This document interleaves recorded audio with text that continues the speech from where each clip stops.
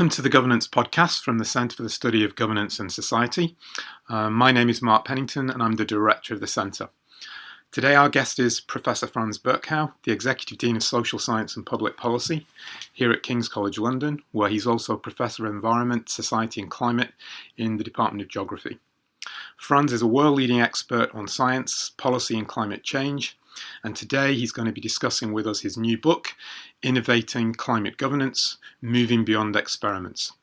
This is an edited collection published by Cambridge University Press. Frans, it's great to have you with us today here at the Centre. I wonder whether you could start us off by saying a little bit about your motivation for putting this book together. Yeah, so I've been interested in large-scale socio-technical change for a long time, and also trying to understand the role of policy in that. And in that work that I've been doing, that tradition of work, the question of the socio-technical niche, so where does novelty emerge, is a central question. And a lot of the work that I've done has been around experiments, so new configurations of business, civil society, government coming together, often in small, quite protected spaces in cities or in rural areas, to develop radical new technologies, and the which might be to do with sustainable development objectives like electric vehicles or renewable power. Often these things emerged in the 1960s and 70s with small groups of enthusiasts, and the question is really theorizing that and trying to understand that. And this book is really an attempt to transfer some of that thinking, which has a particular kind of intellectual heritage, to trying to understand the emergence of experimentalism in climate governance. And the context for that really is the overturning, I suppose, of international climate governance after the failure of the large Copenhagen meeting in 2009. Broadly, what happened there was that a dominant perspective, which was that you would have global coordination of national emissions reductions targets, that those would be codified in international law, and then there would be some kind of compliance regime around that and the creation of global markets, emissions trading, and so on.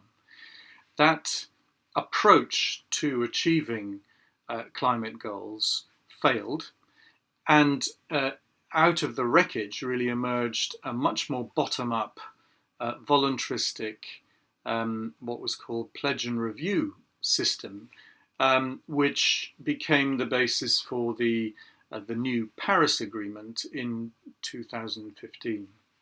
And so you have a context in climate governance where you're beginning to depend much more on this bottom-up, less coordinated set of experimental work going on in governance, trying to incentivize, trying to create new configurations of actors, business, consumers, cities. And really the question is, how does that work? And given the observation, the empirical observation, that there are now thousands, maybe hundreds of thousands of climate governance experiments happening at the local level all around the world, what do they really add up to? And how can we conceptualize and think about a broader, more systemic, more transformative effect of these many, many uncoordinated but very promising and interesting initiatives which are happening on the ground. So that was the flow of thinking, really.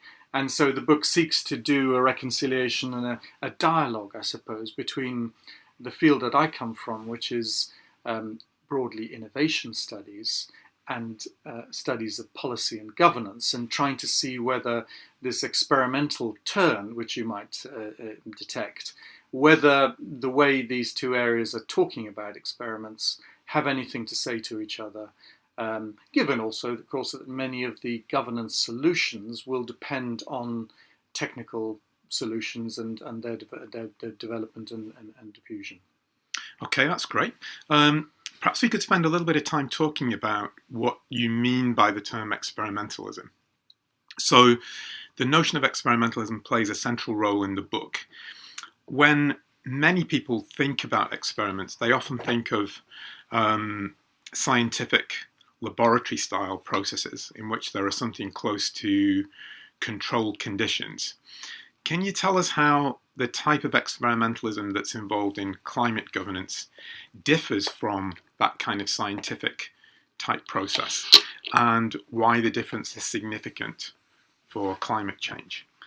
So I think, of course, classically in the production of knowledge in a scientific context, we have controlled conditions, and we usually we're seeking to test one of the factors to vary them to develop understand whether there's a causal relationship between a change in a certain factor and an outcome, and then we can correlate, and that helps us understand the effect between cause and effect.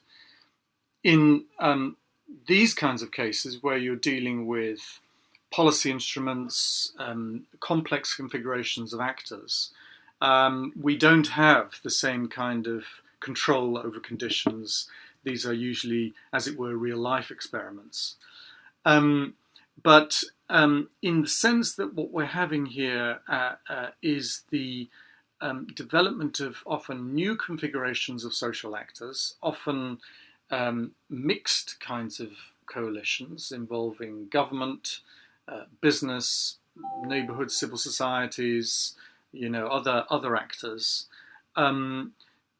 coming together for the first time, often in quite a local initiative, often funded in some way by business or government, with the aim of learning, of creating new knowledge, of creating new networks, of creating something that works in terms of a new policy or a new incentive structure or a new institutional configuration.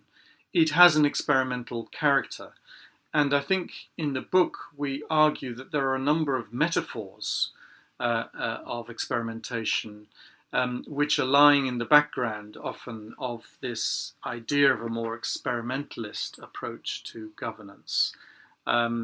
And we talk about, experimentation as method, seeking to test a hypothesis, or as a testing process, the idea of a pilot, for instance, you're seeking to select designs that work, or the idea of experiments as aiming to generate learning by doing, so not just something in theory, but you try something on the ground, or the idea of experiments of generating radical novelty. You might have a really wacky idea about how to get people to start cycling more, for instance, in a city. But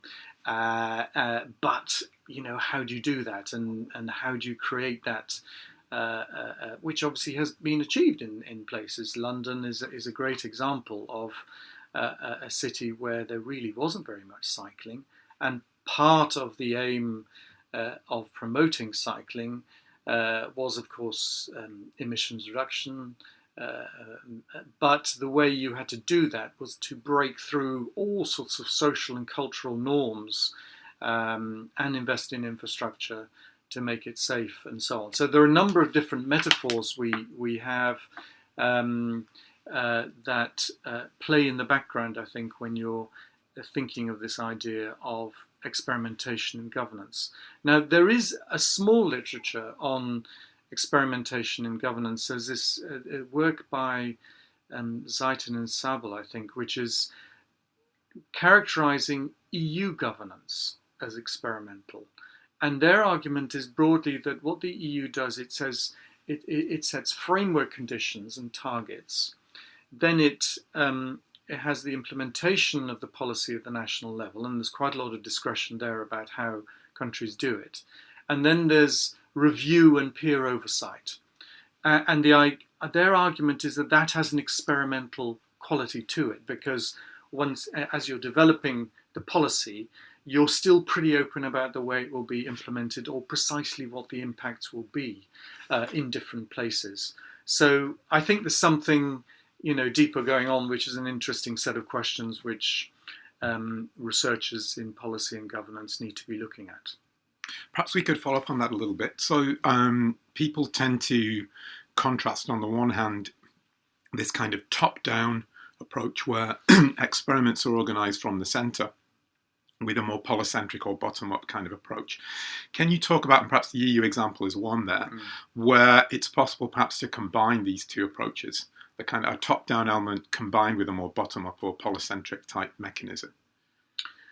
Well, I think, as I said, that many of these climate governance experiments do begin with government programs.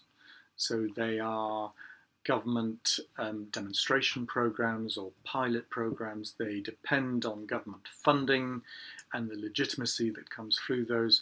They often also depend on local governments or local city governments creating the space for the experiment to happen. Usually these experiments, because another example in London, for instance, would be all those novel bus systems that you're seeing. I mean, the hydrogen buses, for instance. In order for that, and these hydrogen bus programs were originally part of a European program, a large European program in different cities, creating funding, linking to technology providers, funding the infrastructure that was needed. Hydrogen buses, for instance, you would require an infrastructure for. But clearly, the city government, the planners, were part of making that possible. Politicians needed to see this as advantageous, as interesting for them, possibly because of future job creation, the development of new industrial sectors, the sort of city marketing idea, all sorts of reasons why local politics might be interested in these kinds of schemes. And clearly they needed to become embedded in a local landscape in order to happen. And then the local learning would happen. So you'd have the development of supply chains, users would become familiar with these kinds of technologies, passengers might choose certain kinds of more sustainable transport, and so on. So I think often these programs are state-sponsored in all sorts of ways. But of course, there are many other examples of just much more grassroots and local initiatives. But again, often these do require some kind of input from the state. So I'll give you an example of some work that a PhD student of mine is doing, Irene Hawkinson here, which is about a big program of urban gardening, which was sponsored around the London Olympics. It was called Capital Growth. And the aim of the mayor at that time, Boris Johnson, was to sponsor 2012 urban gardens. And the idea was to create new green spaces and so on. And many of these gardens did emerge, but as a result of neighbourhood action. And then they drew on grants and so on that were available from the centre. But they had a much more bottom-up character to them, and they have a whole variety of different expressions then in the urban landscape and the kinds of people who are involved, and what was developing there in terms of knowledge and the way people were doing urban agriculture or creating green spaces for kids to play in or to maintain urban biodiversity. So there were a whole variety of reasons why people got involved in this. So I think often these things require both state involvement but they definitely, and that's the point about these experiments and the idea of the experimental turn, and I think why these things have become so important in international climate governance, is that they do pick up on and require the energy and entrepreneurship and vision and drive of real social actors on the ground. I mean, the reason why international climate policy in its old guise failed was because it was seen as statist and too constraining, whereas this is aiming really to unleash a set of creative and entrepreneurial energies at the ground level in order to generate new socio-technical configurations, new ways of doing things, which will lead to eventually more sustainable outcomes, and the conviction that that is actually the only way you can really generate the sort of massive systemic innovation that's requires actually the incentives and the motivations of people at the bottom, at the grassroots. Yeah. Can we talk a bit more about perhaps some of the motivations behind this kind of experimentation? So when we're talking about any level of governance that's below the international level, the global level, the level that you say where there has been failure in actually driving the climate change agenda forward, when we've got actors at the lower level, why is it that they are actually engaged in this kind of experimentation? So we usually have the view that people won't take action on climate change precisely because it's a sort of global public goods problem or global collective action problem that everybody's going to free ride. It sounds as though many of the motivations behind these more localized experiments are driven by the idea that people can actually see a material benefit to their own quality of life from these various experiments taking place. And there is an argument I've heard from some people, I think actually Eleanor Ostrom made this argument, that sometimes people can focus too much on the global level. The more you emphasize the global dimension, the more helpless people feel in the sense that they can't really impact the overall problem. Whereas if you emphasize the local benefits that can be derived from actually changing the way things are done, perhaps not even talking about climate change as such, you might, as an unintended consequence, have beneficial climate change effects. Does that sort of gel with what comes out of this book?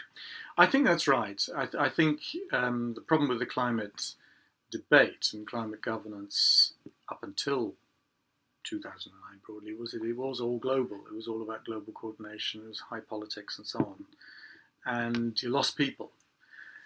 I think it's true, of course, that many of the motivations that people might have at the local level for pursuing these kinds of initiatives is because they see what we call co-benefits, so benefits for themselves. So, a city government might see that there are employment opportunities or investment opportunities, local bus travellers or local citizens might see that there are air quality benefits, for instance, in having hydrogen buses, and certainly in many cities that is a huge political issue, of course. The local gardening example is one where people want to see more green space in an increasingly, difficult and stressful urban environment. Safe spaces for people to be and for children to be and so on, and also to produce contact as well. There's a sort of neighbourhood formation. This is the idea of the creation of social capital around these kinds of initiatives, I think, which is important. But I think it's also a mistake to say that people are only motivated by their own local and personal interests. I think people do get involved in these kinds of programs precisely because they can become connected with a global issue which matters to them. And often, I believe, and this is one of the interesting examples of a sort of transnational notion of experimentalism, is the idea that when you have an urban gardening program initiatives in London, it will often be the case that, of course, they're talking to other initiatives in London, but actually it turns out they're connecting with people in Los Angeles and Detroit and Calcutta. So there's a sort of new globalism which around the connectivity, the knowledge flows, the resource flows, the flows of inspiration as well, of creativity, of people maybe even, which is happening at the global level. So there's a different notion of the way coordination is happening, which is really to do with these much more organic links that people then begin to create. Yeah. So how do these networks actually get off the ground? I mean, how is it? Are people using social media? What is the mechanism by which what look like on the face of it potentially quite disparate fragmented experiments actually start to sort of snowball and get connected to each other? Well, sometimes it's through, city networks. So around climate, you've got the C40, you've got a whole range of different global associations of cities who are working on climate issues together. But you would also have, people who are working on urban agriculture. Who then become connected with each other, begin to inform each other, are connected through social media, simple things like Facebook pages and so on. But then more formal associations also emerge in specific sectors, which are feeding ideas and, also, as I say, resources, connecting up with technology providers. There might be global companies or local companies who are interested in becoming part of this, of providing solutions, and they will then want to, develop also new global markets through these kinds of networks. So there are all sorts of ways in which this texture of networks then begins to configure, link together quite local initiatives without requiring the state. And it's not necessarily a state-run or internationally coordinated or through a treaty mediated. No, these are all sorts of very interesting networks which are emerging all the time through entrepreneurs and initiators at the local level connecting up globally. And that's very inspiring for people, I think, and interesting to learn what are they doing in Berlin, and can we learn from what they're doing? Yeah. You do recognise in the book that the idea of experimentalism is a non-neutral term. And I think you could say the same actually about the idea of the notion of sort of polycentric or bottom-up approaches. So there are some people who will be concerned that to focus on an experimental approach, the complexities, the uncertainties that are associated with climate change can act as a kind of excuse for a lack of coordinated action at the global scale. Others would argue that coordinated global action is too slow and cumbersome. Is there a way of actually reconciling these sorts of views? Or is it just a tension that we permanently have to negotiate, in a sense? Well, I agree. And I think a lot of the academic research on these kinds of initiatives, on these kinds of experiments, has very much focused on individual cases. It's been sort of comparative case analysis, looking at the factors that lead to their creation and whether they can be sustained and so on. And I think part of this book is trying to move beyond that, with this idea of beyond experiments, to try and understand what are actually the outputs and outcomes of these kinds of experiments, and how can we begin to conceptualize more these broader impacts, which is another way of coming at this question of coordination. To say that the coordination need not be something that is explicitly state-led or codified through international agreements, but nevertheless, if we now say that this more experimental action in governance and in the development of new technologies and so on is fundamental, which I think is probably true, how should we begin to think about the accumulation of knowledge, the knitting together, the broader sort of systemic and transformative effects that these kinds of experiments may have? And as I say, it is always going to be an interaction between the enabling resources and the development of new institutional and regulatory systems and legitimacy that the state can give, as well as the entrepreneurship and energy and novelty that emerges from the ground up. So in order to conceptualize these things, I think we've tried to get away from the way in which the literature typically talks about these things, which is simply to talk about something called scaling up. It just says, experiments become successful as they become bigger. That is, either in in size, in value, in the number of people who are doing it, or in the spatial extent of the experiment. Maybe something that's been tried in a neighborhood then gets scaled up to the city, and then it becomes scaled up to the region, and then it may become a national program. I think that's sort of, it doesn't really describe a process, it's just a description of something. And I think, therefore, we've tried to think about different ways, and that's part of what the book is trying to open out, is how should we start thinking about these things. And so we develop concepts of replication, this idea that, the models developed in different places are replicated in many places, often through these transnational networks, for instance. The idea that there are ideas and models and blueprints that are circulated, and that idea that through circulation things themselves are evolved and fitted to different local systems, or a process of institutionalization where you develop new practices, new norms, new rules. Because don't forget, a lot of these kinds of things are not just about the policy or about the technology. They very much have to do with the way in which users of a transport system or an electricity system or a water system or a waste system, how they're behaving, and whether cultural norms have shifted away from a default, which is often the thing that gets in the way of change. Can you get people actually to start doing things radically? I mean, for instance, can you get people who live in cities not to buy cars anymore? Why would you own a car? There are all these new schemes where you can have car shares, and with an app it's easy. I don't own a car anymore, and actually I think I have a better quality of life, and certainly I don't have all the anxieties and costs associated with owning a vehicle and parking it and all these kinds of things. If you start, but getting that idea as a sort of dominant, hegemonic idea is incredibly difficult. But it is actually, it requires all these many actors and individuals to somehow shift their own norms.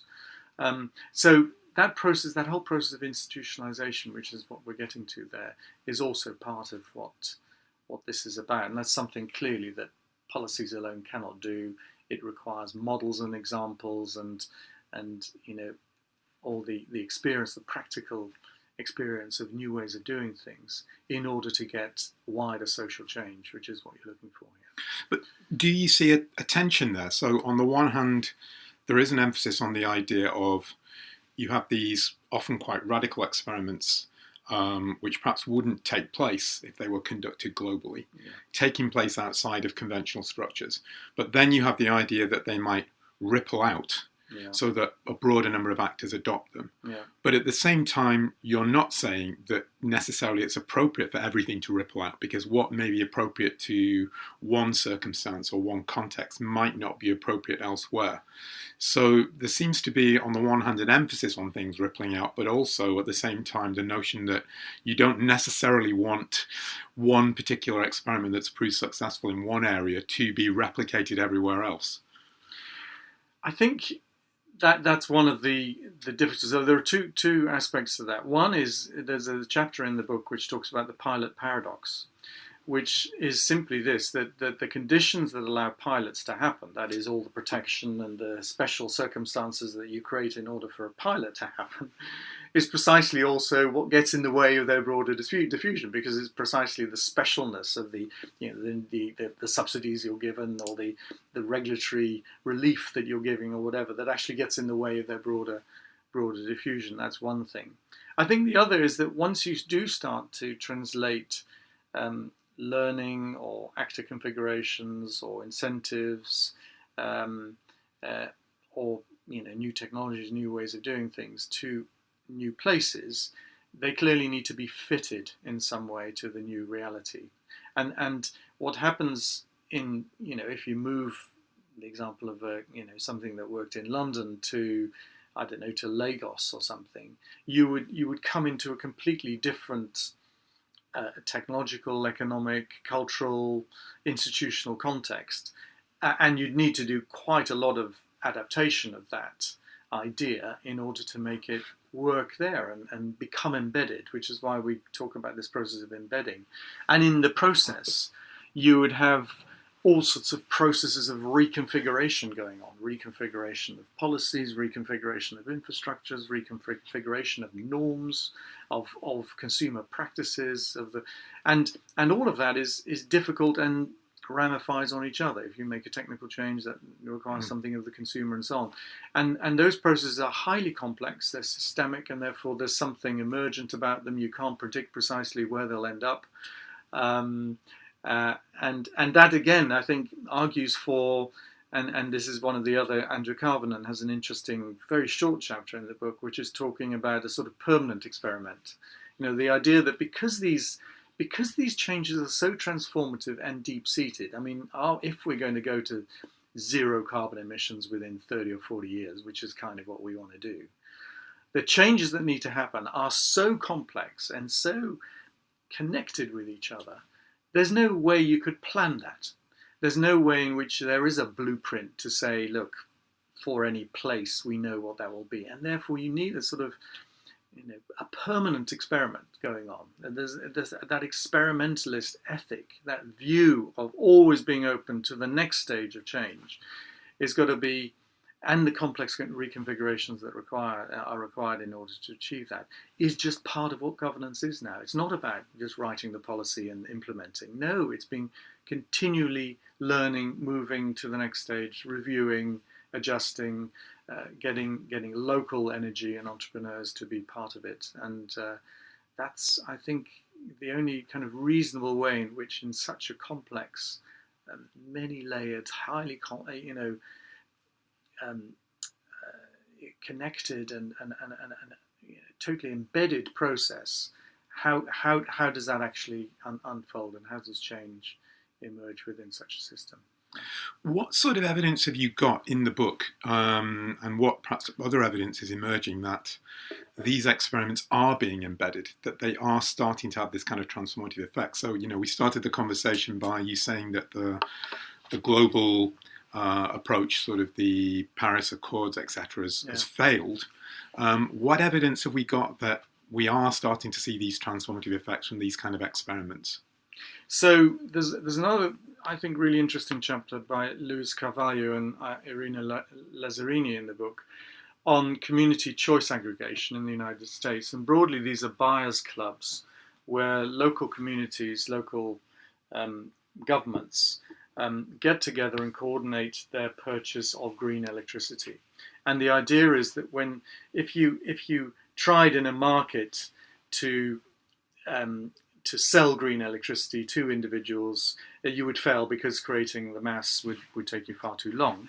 And what happens here is that by creating suddenly aggregated demand across different communities, you're making it worthwhile for the providers of green electricity to come in. And this is an idea that emerged in the Midwest, in Ohio, in the 1990s. It migrated to California, where it's become a very kind of well-known and quite broad-scale development. And Carvalho argues it's now remigrated back to the East Coast, so it's being taken up in New York and New Jersey and so on. And they plot this movement, and each time it becomes more institutionalized, becomes more large-scale, and therefore as a market trigger, it becomes more influential. So I think there are examples like this. On the other hand, I think a lot of the work, for instance, there's a very interesting chapter on these climate experiments in India and trying to assess whether they had transformative or more incremental effects. And in India, then there's again many cases that are looked at. Actually, most of the impacts that they had on government policy and adoption of new practices and technologies was pretty incremental. So it isn't true to say that an experimental approach always leads to more rapid adoption of highly novel approaches. That's not true. There are clearly other factors that will determine, presumably to do with the institutional rigidities that exist to prevent more novel approaches to be adopted. But again, I think these are really interesting theoretical questions, and they're interesting policy questions about what is the best design of an experiment, and through seeing it in stages where gradually a thing can become extremely influential, often through being mobile and transferring through different stages, through different places. Yeah. I mean, listening to you talking about some of this stuff, it's quite inspiring, actually, the things that are being achieved. But at the same time, does this focus on experimentation, localism?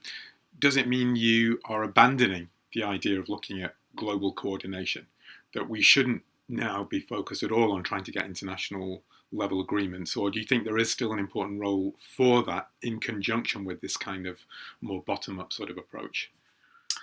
Yeah, I think by stressing the importance of experimentalism in governance, you don't get away from having some level of global coordination. But I think the global coordination is of a different type. So it is not necessarily about setting legally binding emissions targets for countries which are then complied with. It is more to do with creating the conditions under which you do set broad targets, as we have the 2-degree target, the 1.5 degree target, which implies certain kinds of levels of emissions over time. And then what the international system is really all about is about stimulating innovation, connecting entrepreneurs and local initiatives and less local initiatives, and somehow guiding those and providing resources and connecting them with technology providers and setting good examples. So I think the UNFCCC, the United Nations Framework Convention, based in Bonn, is now sponsoring all sorts of international partnerships and linkages of the type that we discussed before, C40, ecologically, to help, farmers in sub-Saharan Africa maybe link with farmers in other tropical areas as they're thinking about biological fixation of carbon, for instance, soil carbon. And in this way, you create a sort of global movement of farmers at the local level who are adopting new techniques, of analysing what they're doing in different ways, perhaps enabled by global information systems, satellites, and so on, that allow agents on the ground to act in a radically new way. So I think there's always going to be a requirement for global coordination, but what it's providing is different than what we assumed it would be providing in the past. It sounds almost as though part of that is trying to sustain some kind of identity for people to be actually involved with the issue. But the way in which they might actually be involved with it will vary depending on their local circumstances, the context, that sort of thing. Is that fair? Absolutely. And I think that, because climate gets in everywhere, I mean, it's partly to do with, of course, emissions reductions. It's partly to do with adapting to changes in climate itself, and everyone is responding in their own way depending on, what sector they're in, where they're living. And the massive complexity of this requires an approach to change, an approach to learning, approach to innovation, which is connected and can be fitted to the very specificity, and therefore is inspiring to people to get involved. So people also feel connected. I mean, I think the idea that we're all entirely atomized individuals doing this for ourselves, that's not my experience. And I don't think that's what these experiments demonstrate. These experiments, I think, are a kind of unique combination of certainly people seeking benefits for themselves, but as part of a wider and connected social, economic, policy movement towards achieving these long-term goals, which people feel affiliated and responsible for as well. Perhaps we could pick up on another element of the interconnection there. So there's a good deal of emphasis throughout the book on the importance of interdisciplinary work in social science. So part of the complexity is that climate change is an issue that involves science, it involves questions of governance, social organisation. Can you say a little bit more about the role that interdisciplinarity plays in this particular book? Why you assemble the kind of authors that you did, who actually cover a diversity of fields? Well, I think, again, it stems from maybe my own background and the sort of field that I come from, which is more, as I said, is more innovation studies.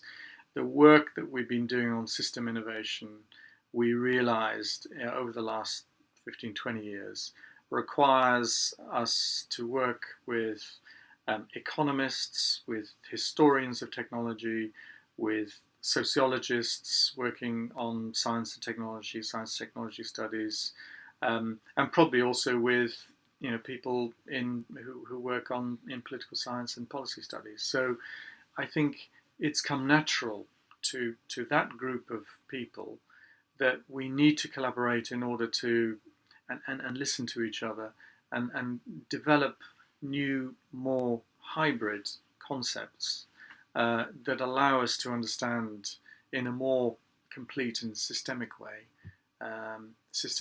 what is really happening, with the aim, of course, also of influencing policy and people. So I think we sought to apply a similar kind of ethic of collaboration to this, and I'm a firm believer that we can all learn from each other across disciplinary divides if we listen hard and we try. I mean, we'll never be experts in each other's subjects, but we can try to import and use ideas and build on each other, the sort of insights that exist in different fields. And it's only then that you have a kind of a large enough conception which can begin to deal with the true complexity of the problems that we're dealing with. I mean, there's a sort of mirror image. So the complexity of the problem you're dealing with requires a certain kind of complexity in the conceptual apparatus that you're seeking to apply to understand that. And I think, for me, therefore, that's pretty fundamental. But everyone will have their different approaches to that, and everyone will come to it from their own perspective, and there's no right way of doing it. And interdisciplinarity is not at all an end in itself. It's only because through doing it we can have better explanations of what we think is going on in the world. I mean, academics often talk about interdisciplinary work, but they're sometimes more reluctant to practice it. And when you're dealing with sometimes people call climate change a wicked problem, yes, which has got all these multiple dimensions, but actually getting people to talk across the dimensions of that can be very challenging. Do you think that is a serious challenge, or do you find, obviously the people who've contributed to this book are interested in interdisciplinary approach, but do we have examples of the kind of networks of academic actors that mirror those kind of on-the-ground networks of social actors who you've talked about generating these kind of experiments that are transforming the system? Yeah. Well, I think increasingly, certainly, in my field of science technology studies, science technology innovation studies, you do get the sort of groups of people that I was talking about coming together in their journals and in their conferences and so on. So there is not just a tolerance for each other, but really an active listening and an active learning. I mean, I should explain maybe. I mean, my background, I did a geography degree initially, but then I went off to do a PhD in science technology studies, and my first postdoctoral work was working with a physicist on nuclear weapons controls, and I had to work out how a nuclear reactor works and be able to calculate how much plutonium was being produced there. So for me, I've never been terribly interested in a disciplinary boundary. I think you can travel across them. There are dangers, of course, and you'll never probably be viewed as one of us. But I think it can lead to really interesting research careers, and I think more and more young scholars are interested in trying to do something which is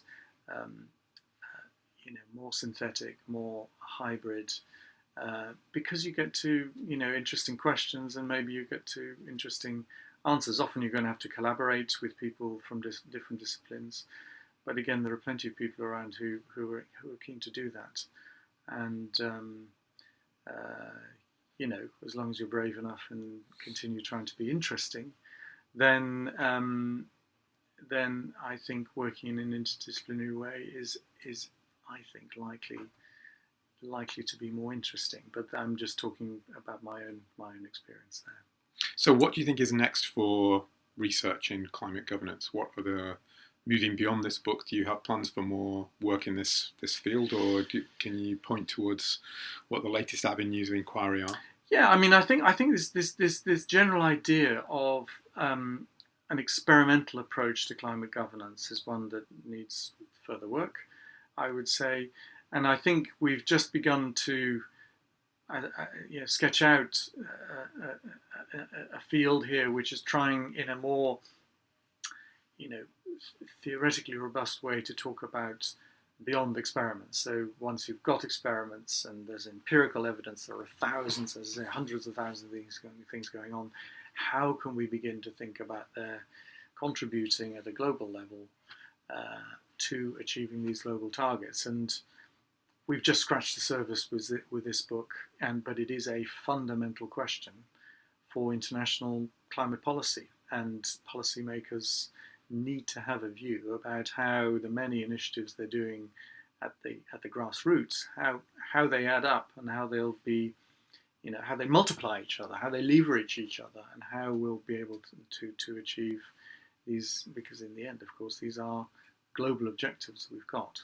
So there's an awful lot more to do, I think, in this area. I think we have just begun to open up an area of a field of work, and I hope we've sought a little bit conceptually here to clarify some of the ideas in the background, and I think there's a lot more work to be done. I mean, isn't there a problem there in a sense that if there is this kind of diversity of experimentation going on out there, which is very dispersed, that in a sense, social scientists aren't necessarily well equipped to be able to oversee where all those experiments are taking place. They themselves are not complex enough to be able to research the responses to the problem that are actually taking place, and that we're only going to get quite a partial picture of what is actually going on, or the possibilities that there might be actually for change to take place. I think that's that's probably right. And maybe what we need is increasingly more, a more quantified approach here. So that, I mean, as I said earlier, a lot of the work has been very qualitative and dealing with single or small n numbers of cases.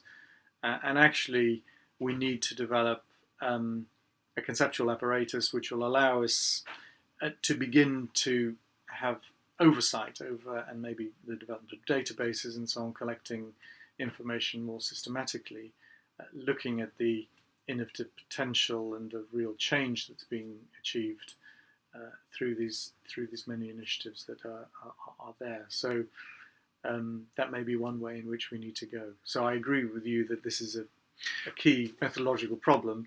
I'm not sure I know exactly how to overcome it. I had a slightly different take on it. So I was thinking more of, if you think of the people who are engaged in these experiments, you could think of them as almost being action researchers who are actually doing research on the ground. And what they are the social scientists who are trying to come up with particular experiments. And they might know more actually about the context than the people who are studying them. And in a sense, to focus too much on people studying these things is actually replicating the problem of centralized governance, where the assumption is that someone out there actually can generate all the data in one place and tell us all what we ought to learn from it. Well, I think that's that is right. I mean, the idea of living labs, for instance, which you see a lot of now, is this idea of the empowered citizen or entrepreneur or whoever it is, who is actually the expert on the innovation and the change that's happening in their particular place, and the researcher is a sort of enabler and guider, but not really fundamental to this. I think that's probably right. On the other hand, the person driving the living lab or whatever is also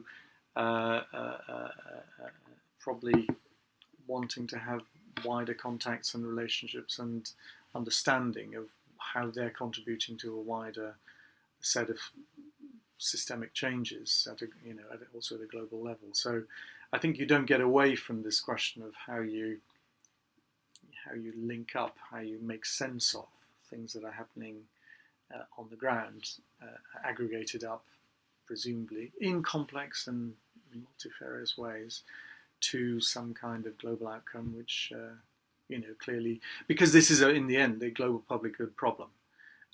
You don't get away from that. Carbon dioxide, methane are mixed very rapidly in the atmosphere, and they generate local climate outcomes and global climate outcomes, which we then all experience. So there's no way of getting away from that. And it's a really fundamental and interesting question for social science and for global governance as well, how we think about achieving this in the future. Okay, well, there's a lot of food for thought there. Thanks very much, Frans, for talking to us today on the Governance Podcast. Thank you. Thank you, Mark.